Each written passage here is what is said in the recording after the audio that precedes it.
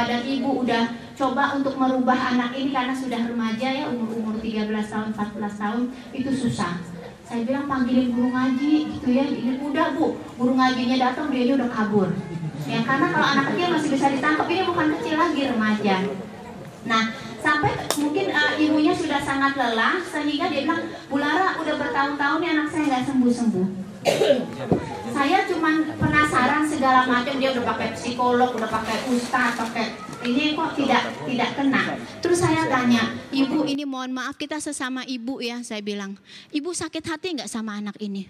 Sakit hati Bu Lara, gara-gara nih anak malu saya katanya. Bener-bener nih anak mencoreng nama baik keluarga. Saya bilang Bu, ini cuma saran dari saya, bisa nggak sakit hati itu dihilangkan dulu. Jangan ibu ngutuk aja nih anak. Dia bilang iya kali Bu ya, anak 4 ada aja yang 1 error katanya. Saya bilang nah yang walaupun kita ada omong seperti itu, jangan diucapkan, jangan diyakinkan. Harus tetap optimis. Karena Bu kalau misalnya ini anak oke bandel, semua masyarakat udah yakin ini anak nakal. Ibu juga mengutuk, sakit hati, dendam, apalagi orang lain. Orang lain ngutuk dia udah banyak. Terus ditambah lagi sama kutukan ibu. Udah ini anak siapa yang ngedoain? Doanya pas, sudah sempurna kata Ustazah Ade. Sempurnanya akhirnya menjadi buruk. Jadi saya bilang maafkan dulu nih anak. Siapa lagi yang bisa maafin dia di antara manusia kalau bukan ibunya. Rasa sakit hati kita walaupun sakit ya Allah, mudah-mudahan nih anak berubah. Jadi terus optimis. Terus rubah gaya bagaimana ngedidik anak. Dia bilang gak banyak ngomong Bu Lara nih anak. Langsung kabur, pulang sekolah, lempar tas, makan, kabur. Langsung kayak begitu.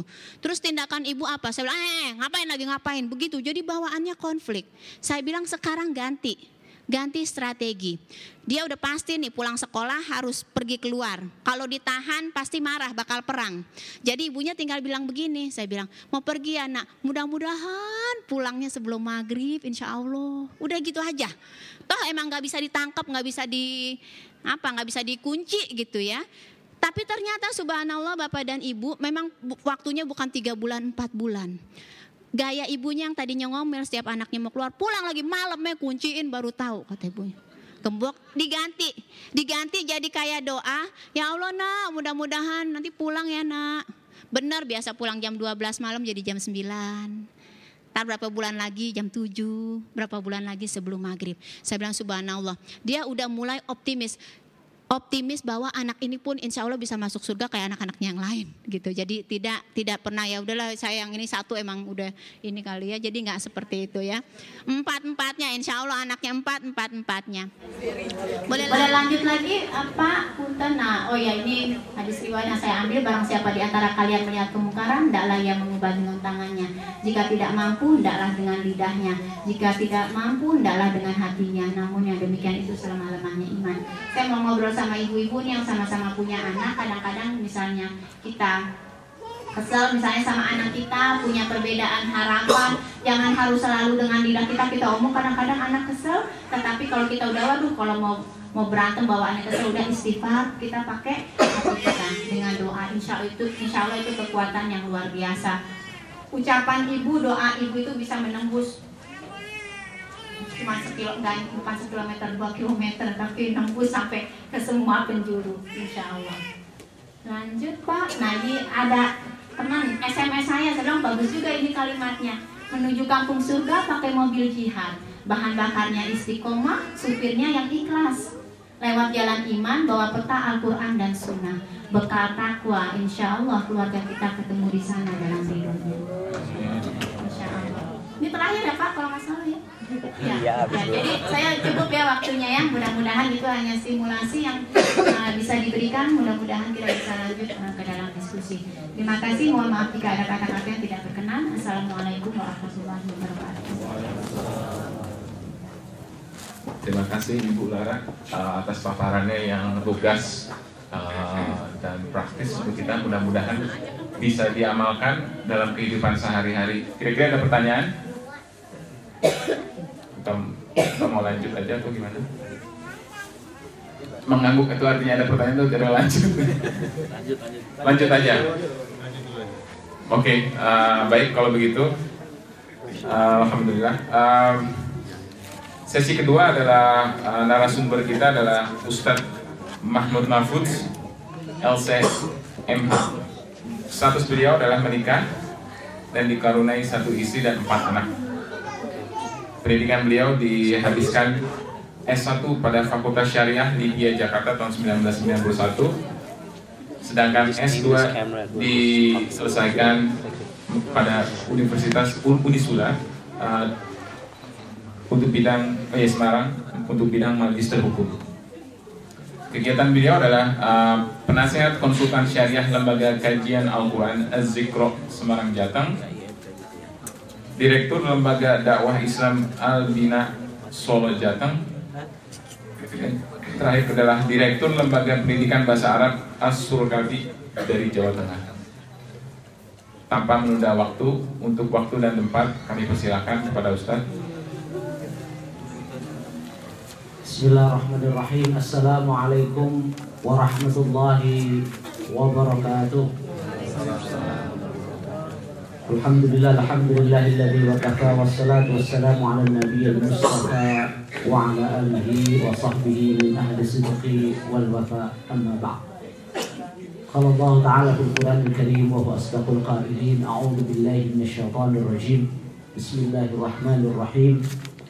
Ya ayyuhalladzina amanu qu anfusakum wa ahlikum nara وقودها الناس والحجارة عليها ملائكة غلاظ شداد لا يعصون الله ما أمرهم ويفعلون ما يؤمرون. وقال صلى الله عليه وسلم في حديث الشريف: كل مولود يولد على الفطرة فأبواه يهودانه أو ينصرانه أو يمجسانه. صدق الله العظيم وصدق رسوله النبي الكريم ونحن على ذلك من الشاهدين والشاكرين والحمد لله رب العالمين. Yang kami hormati Ustadzuna Ustadz Nasruddin dari Brebes Kulon, perbatasan dengan Jawa Barat, dan Ibu Lara dari Jawa Barat juga ya. Kalau saya tengah dan timur, perpaduan antara Jawa Tengah dan Jawa Timur. Jadi masih gaduh-gaduh. Jadi kalau nanti omongan saya kasar, mohon dimaklumi karena saya ini keturunan makhluk kasar. Kalau yang halus-halus ya mudah-mudahan termasuk keturunannya. Iya, para bapak, ibu, hadirin hadirat sekalian, pada kesempatan kali ini saya diberi kesempatan waktu berapa menit? 20 menit ya. Saya mungkin tidak lama-lama. Nanti mungkin banyak tanya jawabnya yang paling penting saya kira. Kalau bicara tentang keluarga Samara, Sakinah, Mawaddah, Warahmah ini bukan tema baru tetapi perlu, dan bukan tema asing tetapi penting. Lalu kita bicarakan, dimanapun kita bicarakan selalu hangat dan aktual. Dimanapun, kapanpun, dan bersama siapapun, dalam kondisi apapun, lapar maupun kenyang, sama saja kita tidak beda membicarakan tentang keluarga sakinah.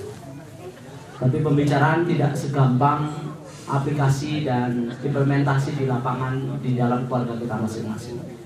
Kalau kita bicara tentang keluarga sakinah menurut konsep Islam, mungkin sudah pada tahu semua bahwa untuk membentuk sebuah keluarga sakinah itu dimulai sejak pra keluarga itu dibentuk. Oleh sebab itu bukan ditanyakan terus mas. Ini langsung aja ya, singkat aja. Jadi ketika akan menikah itu sudah dimulai. Bagaimana kita mau membentuk dan membina, menciptakan sebuah keluarga yang sakinah. Dimulai sejak pemilihan calon ibu dan bapak anak kita. Pada dasarnya pemilihan ibu dan bapak itu bebas untuk anak kita. Tetapi ada kriteria yang dianjurkan oleh Rasulullah SAW agar kita bisa menciptakan keluarga yang sakinah, mawaddah, warahmah. Itu kita pilihkan calon ibu dan calon bapak anak-anak kita yang akan meneruskan perjuangan dan estafet perjuangan kita itu dicari bibit-bibit yang unggul. Bibit yang unggul yang pertama dari sudah singgung adalah dari sisi agama dan moral. Itulah sebabnya banyak dikatakan oleh Rasulullah SAW dan hadis ini sudah populer dan sudah kita hafal bahwa landasan utama memilih istri atau suami adalah landasan pemahaman terhadap agama Islam itu sendiri. Itulah yang dikatakan oleh Rasulullah, tunkahul mar'atu bi arba'in, dan yang terakhir Rasulullah katakan walidiniha fadfar bidzati din taribat yadah. Rasulullah tidak mengatakan walidiniha yang pertama, tetapi yang pertama li jamaliha, ayu dan kalau orang Sunda bilang apa ayu? Gelis ya. Gelis ya. Kalau dalam bahasa Jawa namanya gendis ya, itu manis. Jadi ayunnya dulu itu rata-rata, dan itu dalam manusiawi, orang melihat tampang, tampan dan performa. Itu manusiawi secara lahiriah. Rasulullah mengakui sifat-sifat yang kita miliki. Yang kedua, hartanya. Punya harta apa tidak? Punya rumah, punya motor, punya mobil, punya kekayaan apa tidak? Itu sesuatu yang wajar. Kemudian Rasulullah katakan adalah kedudukan dan posisi di masyarakat. Lalu yang terakhir Rasulullah SAW katakan walidiniha. Kenapa Rasulullah menyatakan yang terakhir adalah walidiniha? Karena ini yang banyak tidak ditolak oleh banyak orang.